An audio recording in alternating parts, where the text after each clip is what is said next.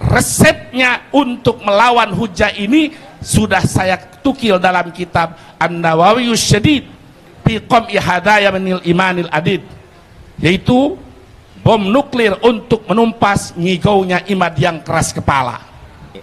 Ada 9 poin mengapa saya membuat buku ini. Yang pertama, buku ini dibuat atas kecintaan dan pembelaan terhadap kehormatan bangsa dan negara Indonesia. Yang kedua, buku ini dibuat untuk menjaga kehormatan dan kemuliaan para wali songo dan ulama penerus mereka. 13 poin polemik nasab. Iya, nih. Iya. Kelihatan? Ya, kelihatan. Mantap. Jadi isinya tentang apa? 13 poin memahami polemik nasab. Nah, nasab Ba'alawi ini kan tidak memenuhi syarat syura istifadhahnya. Karena kapan? Sejak kapan beliau syura istifadhah? Kan tidak mungkin sejak zamannya Ahmad bin Isa. Karena pengakuannya baru di abad 9. Sementara Ahmad bin Isa itu ya masa hidupnya di abad ke-4. 4 ke 9 itu beda berapa tahun? Gitu loh. Assalamualaikum warahmatullahi wabarakatuh. Alhamdulillah wassalatu wassalamu ala rasulillah amma ba'du. Saudaraku pemirsa yang dirahmati Allah subhanahu wa ta'ala, kita telah sama-sama saksikan ya cuplikan video yang pertama, yaitu dari Kiai Qurtubi yang mengatakan sudah mempersiapkan bom nuklir ya untuk Kiai Imad. Dan sebelum bom nuklir itu meledak ya saudaraku sekalian, ternyata udah kedahuluan 2 rudal penjelajah, yaitu dari Kiai Alawi Nurul Alam dan juga Gus Hasan. Nah, 2 buku ini yang jelas-jelas sudah meluncur untuk mendahului bom nuklirnya Kiai Qurtubi ya. Entah apa karena apa tidak meledak saya juga tidak tahu. Yang jelas gagal meledak ya bom nuklirnya Kiai Qurtubi. Nah, saudaraku sekalian, untuk lebih lengkapnya kita simak dulu penjelasan Kiai yang bukunya udah meluncur untuk menguatkan tesis Kiai Haji Imaduddin Utsman Al-Bantani.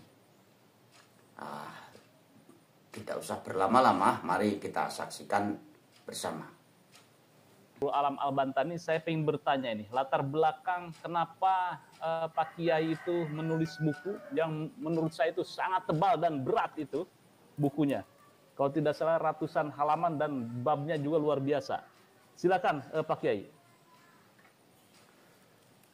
Ya, Assalamualaikum buat semuanya, buat Kang Yusuf, buat Dr. Sugeng dan juga Kidulur Kiai Imaduddin Utsman Al-Bantani.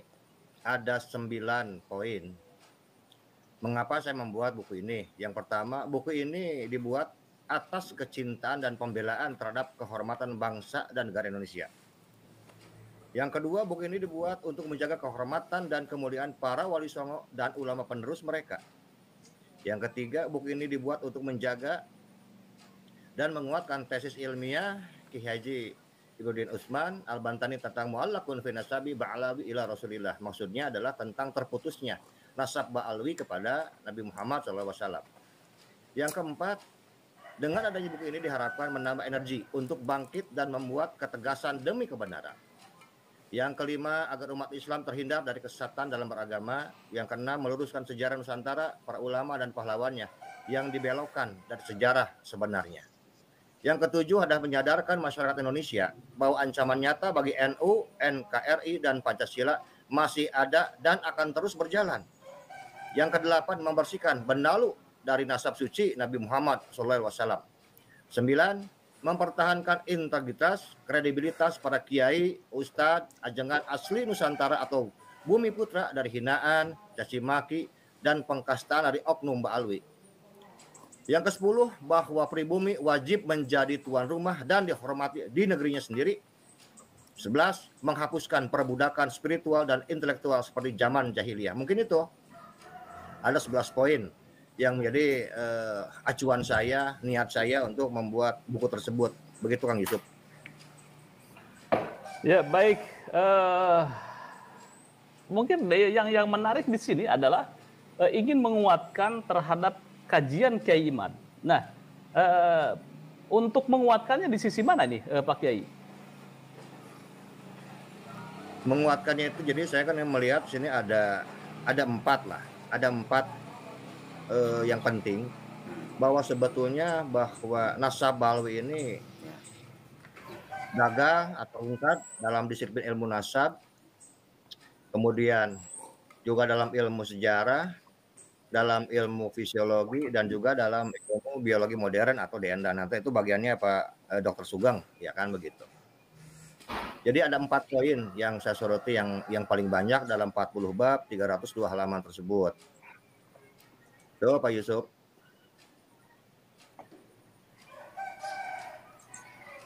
Kemudian kalau seorang yang menulis buku itu kan harus investigasi, kemudian data-data. Ini bagaimana kompilasi data-data yang Pak Kiai kumpulkan? Kurang lebih saya menggunakan sekitar 200 narasumber, kitab-kitab klasik, kemudian juga buku-buku terjemahan dari agama Islam, termasuk juga dari saudara kita dari kaum Nasrani, ya kan, kita pakai dari Bible, ya banyak lah, sebagai penulis sudah biasa, ya kan begitu. Bahwa data-data yang kita sampaikan insya Allah dapat dipertanggungjawabkan. Karena kita tidak asal, karena ini kan ingin menguatkan bahwa tesis ilmiahnya Kiai Imaduddin itu adalah benar. Hanya saya sekarang berusaha untuk menguatkan dalam disiplin ilmu yang lainnya yang mungkin selama ini belum pernah dibicarakan atau belum banyak dibicarakan. Baik dalam tulisan ataupun mungkin dalam YouTube. Apa itu? Mungkin bisa diterangkan lebih jelas? Oke, salah satunya nih, contoh misalnya ketidaksambungan atau kegagalan sekarang nasab Alawi ini pertama dari disiplin ilmu nasab. Jadi saya buat ya, ketidaksambungan DNA bangsa Arab dengan bangsa Yaman. Misalnya, kita ambil contoh ringkas saja bahwa dari Sam bin Nuh, beliau memiliki 4 putra, yaitu Arfaxad, Aram, Asyur, dan Elam. Arfaxad bin Sam bin Nuh akan menurunkan bangsa Arab modern dan juga melahirkan bangsa Hind, yaitu Hindustan, India, Sin, Pakistan, dan Sabah, Yaman. Keturunan bangsa Hindu atau India atau Sin yang berada sekarang di lembah Hindus, Pakistan, dan Sabah melalui jalur dari Yoktan bin Abir bin Saleh bin Arfaxad bin Sam bin Nuh. Jalur silsilah ini tidak ada hubungannya dengan Nabi Ibrahim dan Nabi Ismail alaihissalam. Alias tidak mungkin ada jalur DNA Nabi Ibrahim dan Nabi Ismail di darah orang-orang Yaman. Kecuali ada keturunan dari Yoktan ini menikah dengan keturunan Nabi Ibrahim dan Nabi Ismail di kemudian hari. Tapi bila memang ada, tetap kita harus dibuktikan dengan data yang valid, bukan hanya dengan klaim sepihak. Yang pertama. Yang kedua, adapun tentang Nabi Ismail alaihissalam yang melahirkan bangsa Arab memiliki silsilah Ismail bin Ibrahim bin Tarah bin Nakhir bin Sarah bin Rau bin Falih bin Abir bin Sari bin Arfaxad bin Sam bin Nuh. Melihat silsilah tersebut bisa dibagi menjadi 2 bagian. Ismail bin Ibrahim bin Tarah bin Nakhir bin Sarah bin Rau bin Falih bin Abir bin Salih bin Arfaxad bin Sam bin Nuh melahirkan bangsa Arab. Kemudian dari Nabi Ibrahim turun pada Nabi Ismail, dan DNA ini dibawa oleh manusia paling suci, paling terhormat, itu Kanjeng Nabi Muhammad SAW. Kemudian dari Yoktan bin Abir bin Salih bin Arfaxad bin Sam bin Nuh melahirkan bangsa Yaman. Jadi dari sini sudah terlihat bahwa tidak ada ketersambungan darah Nabi Ibrahim dengan Nabi Ismail alaihissalam kalau kita bicara dari satu keterangan ini. Ini seperti darahnya Nabi Ismail dan Nabi Ishak. Kan begitu. Ini kan dua anak yang berbeda. Yang satu sekarang nabi-nabinya turun di daerah Palestina atau Filistin, yang satu lagi di Jazirah Arab. Jadi ini tidak ada ketersambungan antara bangsa Arab dengan bangsa Yaman kalau kita melihat silsilah ini. Ini dikuatkan juga dengan apa yang dikatakan oleh Profesor Manhem Ali. Orang-orang Kahtan atau Khaniyun atau Yamaniyun itu adalah nama lain dari orang-orang Yaman. Mereka keturunan dari Yaktan, keturunan dari Eber, tidak ada hubungannya dengan Ibrahim dan Ismail. Kahtan penyebutan dalam bahasa Arab, Yaktan penyebutan dalam Taurat bahasa Ibrani. adalah orang yang sama, berbeda dalam bahasa dan penyebutan saja. Jadi apa yang saya tulis ternyata dikuatkan juga sebelumnya oleh saudara kita Profesor Manam Ali, Kang Yusuf. Jadi Oke, kita harus fakta lain yang Pak Kiai temukan apa lagi tentang ketidaktersambungan ini? Oh, masih ada. Ketidaksambungan itu baru dari satu jalur. Sekarang dari jalur yang lain, ya kan begitu. Bahwa ada kemungkinan ini saya ambil dari kitab tafsir At-Tabari dan juga dari kitab tafsirnya Ibnu Katsir. Ada kemungkinan bahwa Yaktan ini adalah anaknya Siti Kontura. Karena Siti Kontura ini memiliki 6 anak, Jamaron, Yakisan, Madan, Sayyah, dan Suh. Yakisan ini adalah bahasa Ibrani yang memang ini sering dipakai oleh orang-orang Kristen dalam Bible yang diartikan sebagai Yaktan, Yaktun, atau Yaktan. Jadi penyebutan Yaksan, Yaktan, Yaktun adalah orang yang sama. Jadi kalau kita melihat dalam jalur ini artinya Yaktan ini adalah anaknya dari Siti Kontura, istri ketiga dari Kanjeng Nabi Ibrahim alaihissalam. Jadi boleh jadi masih ada memiliki darah, tapi ada kesamaan, yaitu sama-sama tidak bersambung kepada Kanjeng Nabi Ismail alaihissalam. Ini kalau kita bicara bangsa dan bicara darah. DNA apalagi ini tidak nyambung kalau kita bicara sejarah. Kalau DNA mungkin jelas, nanti Dokter Sugeng lah yang lebih paham, lebih ahli kan begitu. Kemudian banyak juga mungkin yang kita harus ketahui bahwa dari Nabi Ibrahim alaihissalam kan beliau ini kan memiliki 4 istri dan memiliki 4 putra sulung yang jarang dibahas. Dari Siti Sarah anak sulung pertama adalah Ishak, dari Siti Hajar Ismail, dari Siti Kontur adalah Yaktan, Siti Hajur adalah Kisan. Tapi dikatakan bahwa Yoktan adalah anak yang disembunyikan dalam tradisi Kristen Ortodok. Mungkin disembunyikan dari sejarah Ibrahimiyah. Sangat dimungkinkan bahwa Yoktan ini lahir lebih dulu dibandingkan Ishak. Mengingat Siti Sarah sebagai istri Nabi Ibrahim alaihissalam waktu itu sudah cukup tua. Jadi ada kemungkinan urutan putra sulung dari keempat istrinya Nabi Ibrahim adalah Ismail, Yoktan, Kisan, Ishak. Atau Ismail, Yoktan, Ishak, Kisan. Ini adalah sebuah secara ringkas pembuktian bahwa dalam silsilah bangsa dari Arab dan Yaman ini betul-betul tidak tersambung. Tidak ada pertalian antara darah antara sekarang bangsa Yaman dengan bangsa Arab. Tidak ada, Pak Yusuf. Oke, itu ditemukan di dalam sebuah kajian-kajian kitab apa saja yang Pak Kiai dapatkan itu? Sumber-sumber otentiknya? Ya, yang barusan itu saya ambil dari kitab kitab At-Tabari dan kitab dari Ibnu Katsir. Sudah barang tentu banyak lah. Saya menggunakan rujukan itu kan hampir 200. Untuk kitab klasiknya kurang lebih sekitar 80. Jadi kalau untuk jelasnya ya nanti bisa dilihat saja lah di daftar isinya. Kan gitu. Nanti ada rujukannya kemana. Juga mungkin ada tambahan bahwa nasab Bani Alawi ini gagal dalam disiplin ilmu sejarah. Secara ringkas, kita kembali pada Yoktan. Beliau ini memiliki 13 putra. Al-Modad, Selef, Azermaweb, Yerah, Hadoram, Uzal-Dikal, Obal, Abimel, Sheba, Ofir, Habila, dan Yobab. Al-Modad menetap di Yaman Selatan. Selef menetap di Yaman dekat Suf dekat Adan. Azarmafet menetap di Yaman, wilayah Hadramaut. Kemudian Yerah menetap di Yaman juga daerah Warah. Kemudian Hadoran menetap di Yaman, wilayah Dauran dekat Sana'a. Uzal menetap juga di Yaman, wilayah San'a. Diklah menetap juga di Yaman, daerah Mina, atau yang disebut dengan Yaman modern. Obal menetap di Yaman, wilayah Abil. Abimel menetap di Yaman, wilayah Sabai. Sheba menetap di Arabia Selatan. Ofir menetap di Yaman antara Sheba dan Hafilah. Kemudian Hawilah menetap di Arab. Yobab menetap di Arabia Selatan. Jadi dari 13 anak laki-laki Yaktan, 10 orang dari mereka menetap dan beranak pinak di Yaman sejak 2260 sebelum Masehi. Bila dihitung dari tahun sekarang, artinya mereka telah beranak pinak sekitar 4.000 tahun yang lalu. Kembali kepada pembaca, pada kita bahwa dari manakah keluarga Ba'alawi yang sudah hidup selama 4.000 tahun di Yaman ini tersambung nasabnya kepada Kanjeng Nabi Muhammad SAW. 4.000 tahun beranak pinak sampai sekarang. Jadi ini merupakan bahwa klan Bani Alawi ini terhubungnya dengan Yaktan. bukan dengan Nabi Oke. Ibrahim, begitu Nabi Ismail. Ya, ke situ ya ininya bajoknya. Baik, di dalam buku Pak Kiai juga akan dibahas tentang mengkritisi tentang Ubaidillah. Ini sejauh yang Pak Kiai dapatkan itu seperti apa Pak Kiai fakta-faktanya? Salah satunya bahwa sering dikatakan bahwa Ubaidillah bin Ahmad itu kan katanya hidup antara abad ketiga atau keempat.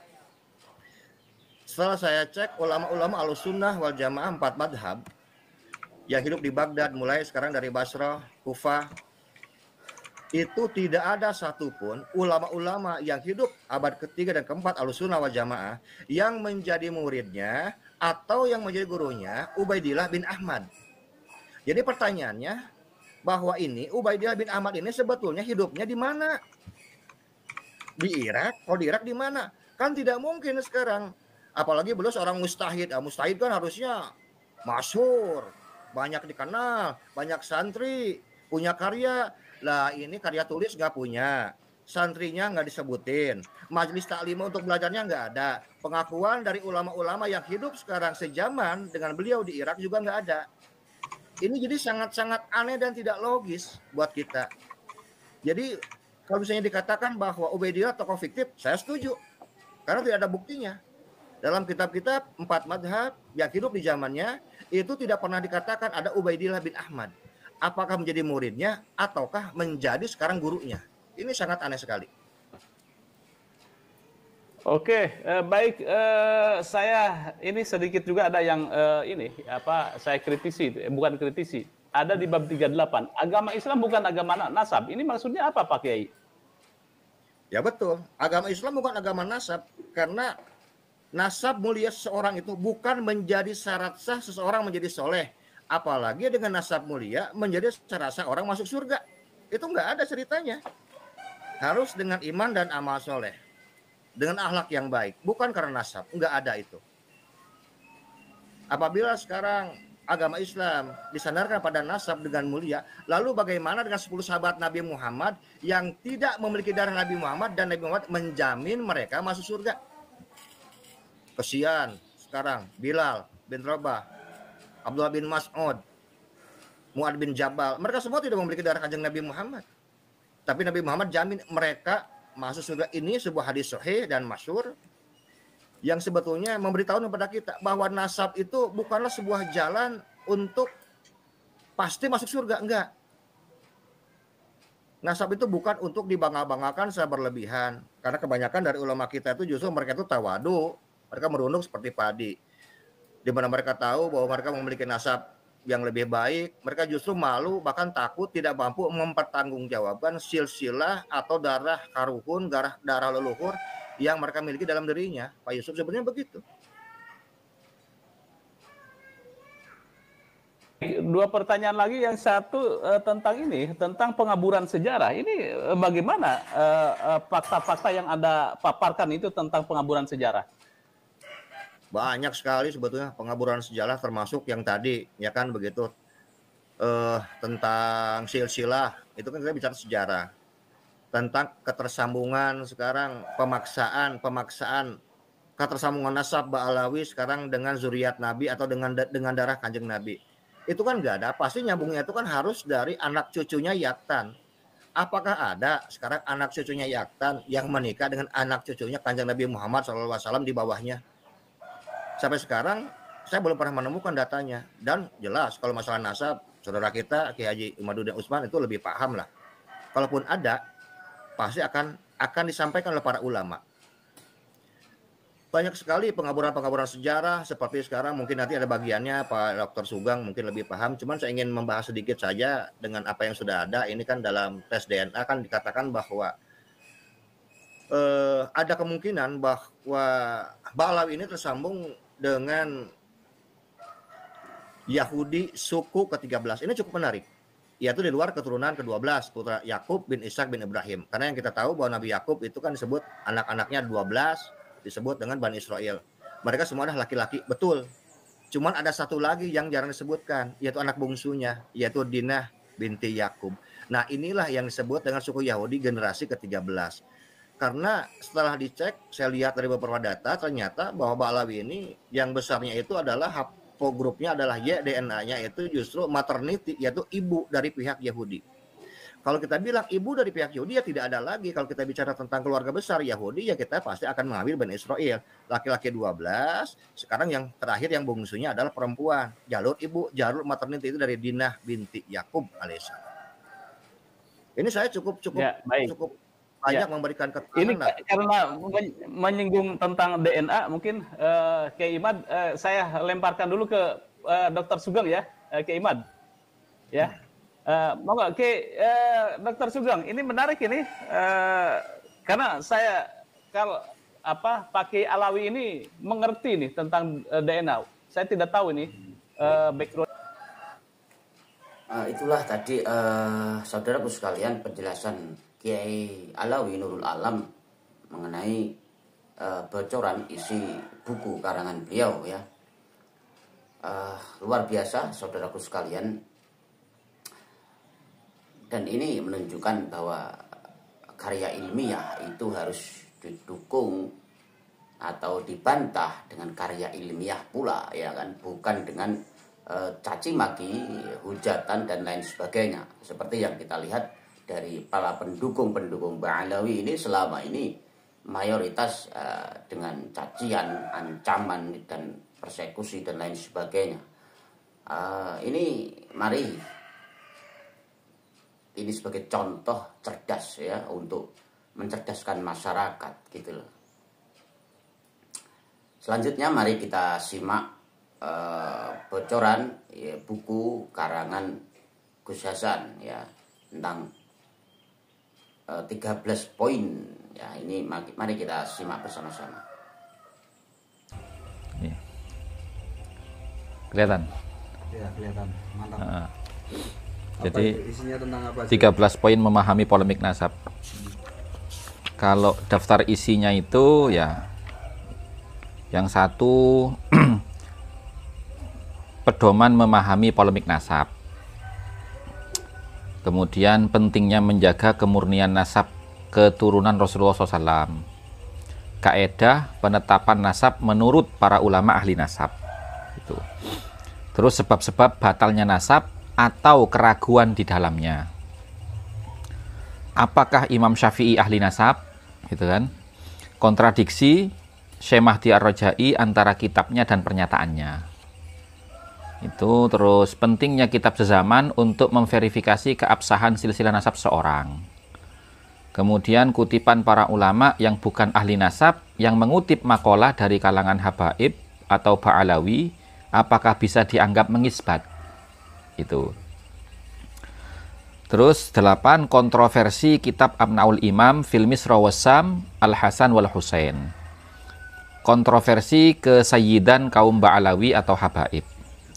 Kontroversi kitab Ar-Raudul Jali. Lebih baik salah mencintai daripada salah membenci. Kemudian yang ke-12, korelasi metode Al-Qiyafah dengan tes DNA.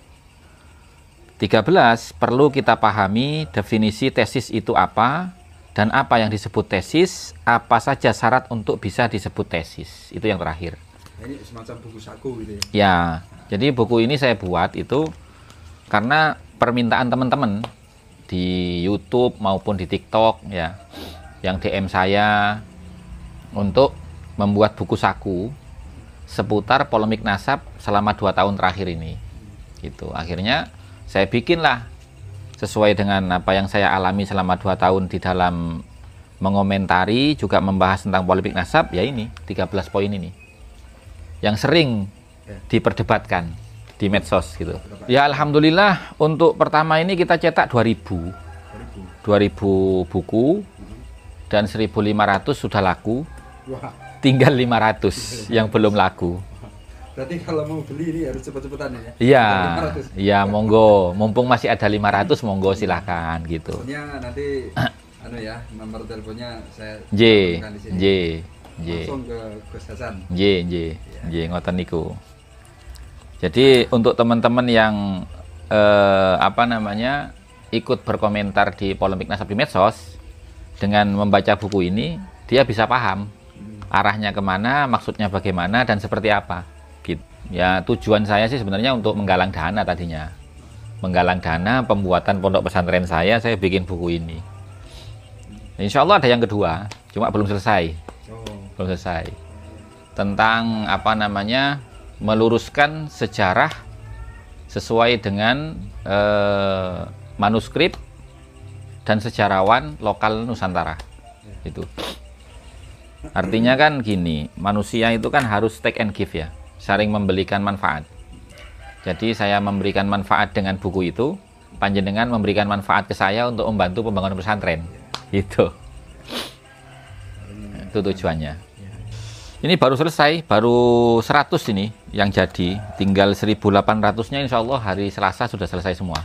Tapi yang 1500-nya iya, sudah laku. Tinggal kirim-kirim. Iya, sebelum buku dicetak sudah laku 1500. Tinggal kirim-kirim karena data pemesannya sudah ada semua. Berikut dengan alamat dan nomor teleponnya, tinggal kirim-kirim aja. Gitu. Tinggal 500 yang belum ini. Memang saya bikin spare 500 itu. Gitu. Halaman 25. Apakah Imam Syafi'i ahli nasab? Itu judulnya. Karena ini kan sering dibicarakan sama teman-teman kan gitu loh. Memang Imam Syafi'i ahli nasab. Gitu loh. Imam Syafi'i kan ahli fikih. Yo tidak. Imam Syafi'i itu kan mujtahid mutlak toh, gitu loh. Nah, orang untuk mencapai derajat mujtahid mutlak itu harus menguasai semua fan ilmu, termasuk di dalamnya ilmu nasab. Dan itu terekam di dalam kitab Ar-Raudhul Jali, misalkan yang saya jadikan referensi di sini. Nah, itu di kitab Ar-Raudhul Jali halaman 14, ya toh.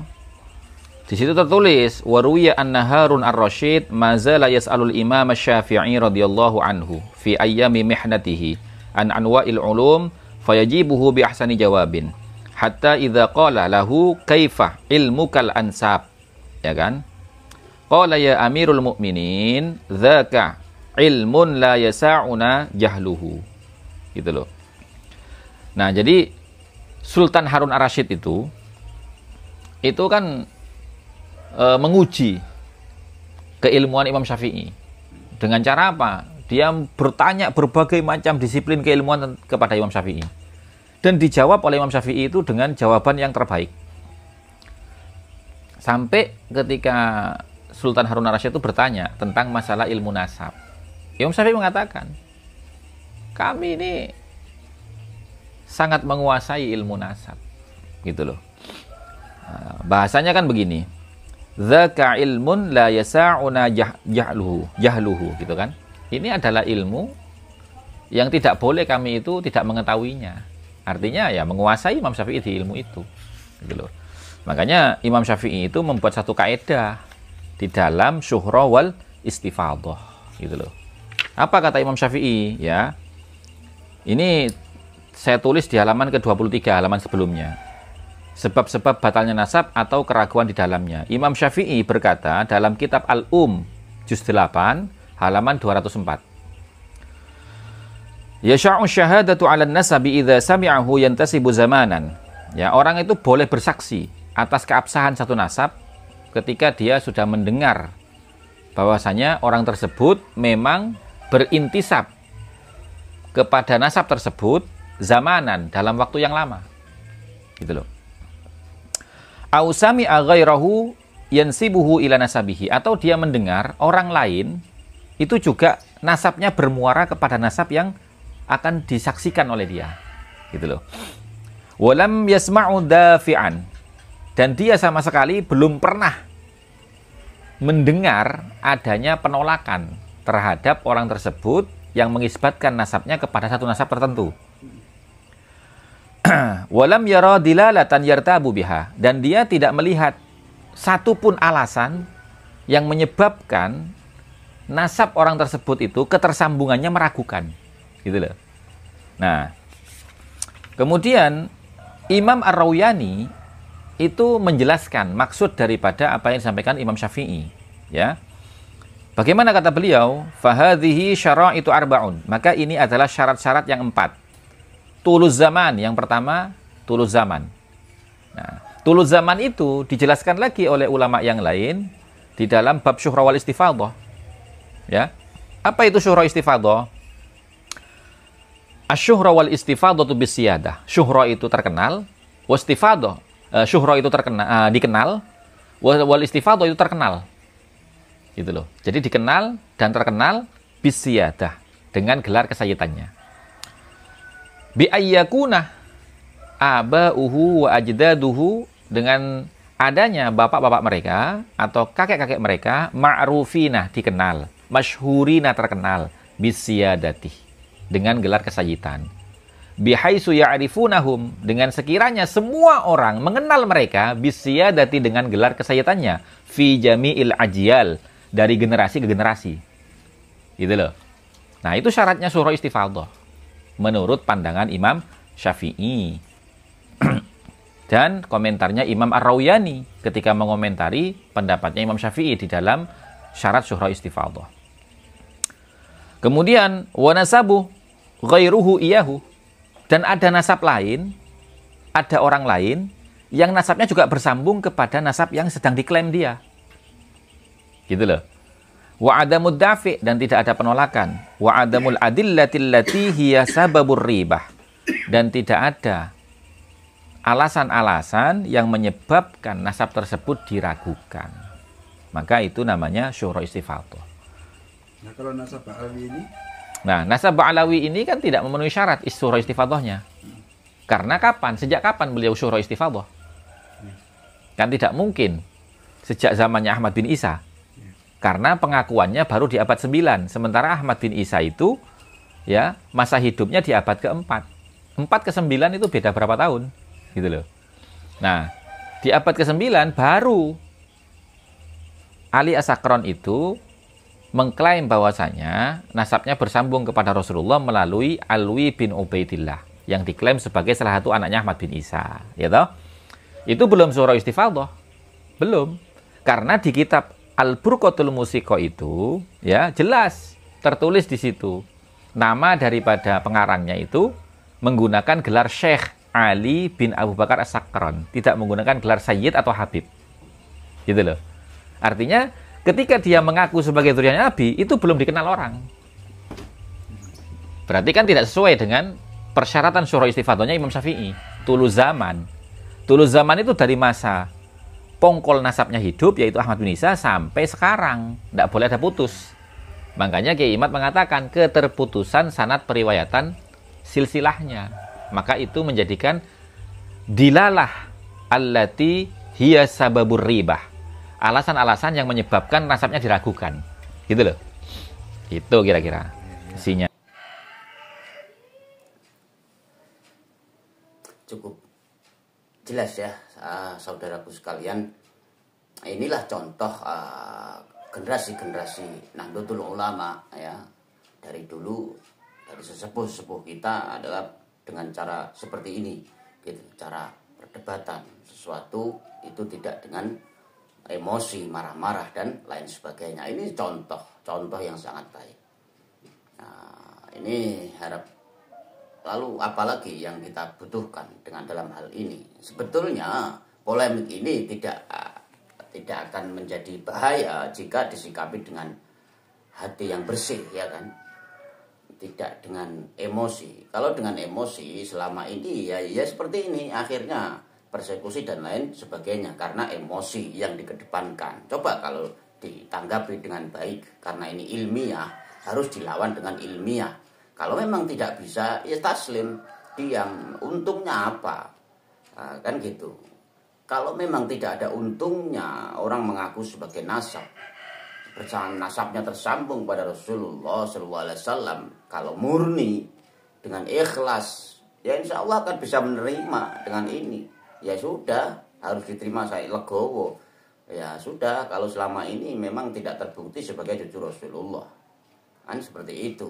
Ini urusan dunia, gitu loh. Ini masalah dunia, di dunia ini. Masalah nanti di akhirat, ya urusan Allah Subhanahu wa Ta'ala. Orang belajar ilmu, mempelajari ilmu, ini tidak ada kesalahan, ya kan? Andai kata salah apa yang disampaikan oleh kiai-kiai ini, usaha itu sudah mendapat satu pahala, ya kan? Andai kata salah, dan andai kata benar malah 2 yang didapatkan. Nah, makanya jangan terus mengedepankan adu domba dan lain sebagainya. Bukan, ini untuk mencerahkan masyarakat karena bahaya.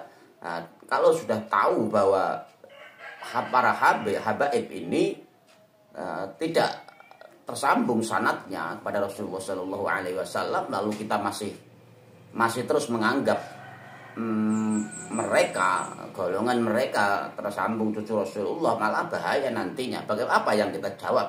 Apa yang kita jawab di pertanyaan nanti di akhirat? Kenapa kau masih menganggap dia keturunan Rasulullah? Bahkan padahal sudah disampaikan oleh Kiai Haji Maduddin, sudah diterapkan beberapa fakta-fakta bahwa mereka bukan keturunan Rasulullah. Mengapa kita anggap mereka sebagai keturunan Rasulullah? Ini malah sulit bagi kita untuk menjawab. Tapi karena nanti di akhirat, andai kata ini salah, maka kita, kan sudah ada kebenaran dari ilmiah ini yang disampaikan oleh Kiai Haji Maduddin dan kiai yang lain bahwa mereka bukan keturunan Rasulullah. Ya sudah, itu beres kan. Nah, kecuali kalau orang memang punya keuntungan dari mengaku cucu Rasulullah, ini ya berat. Nah, maka dia akan susah untuk menerima kebenaran ini, susah untuk menerima karena dia akan takut kehilangan kemuliaan, takut kehilangan penghasilan dan lain sebagainya, ya kan? Karena selama ini kemuliaan dan penghasilan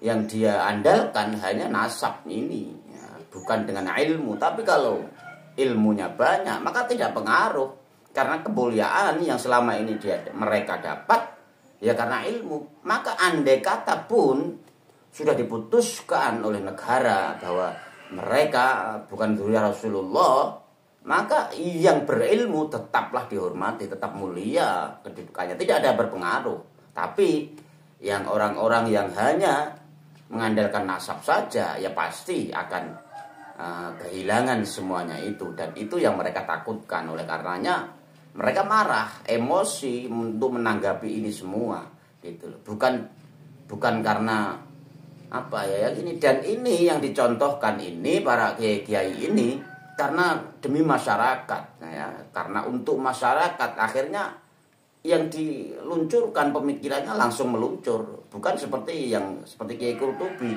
Kenapa bomnya tidak meluncur? Ya karena bomnya ditujukan kepada satu orang, gitu loh.